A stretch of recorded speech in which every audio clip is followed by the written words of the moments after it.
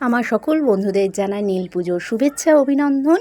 আজকে নীল পুজো আর প্রতিটা মারাই তার সন্তানের উদ্দেশ্যে নীলের বাতি জ্বালায়, যেহেতু সন্তান দীর্ঘায়ু হয় আর সন্তান যেন মানুষের মতন একটা মানুষ হয়। তা প্রতিটা সন্তানকেই বলি তোমরা ভালো থেকো, সুস্থ থেকো। আর আমার নীল পুজোর কী উপকরণ নিয়েছি, একদম সামান্য উপকরণ, কিন্তু মনের ভক্তিতেই ভগবান, আমি এইটুকুই মানি। তা দেখতেই পেলে দুধ দিয়ে যেরকম শর্করা বানিয়ে স্নান করানো হয় ভোলে বাবাকে, সেরকমই করেছি।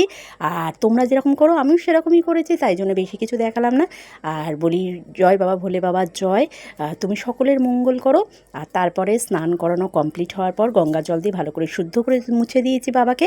তারপরে পৈতে অর্পণ করলাম। তারপরে হচ্ছে আকন্দ ফুলের মালা, বেলপাতা, যা যা দিই, আর আকন্দ ফল, এটাই আমি দিয়েছি। ধুতরা ফুল পাইনি, আর বেল উদ্দেশ্য দিলাম বাবাকে উদ্দেশ্য করে।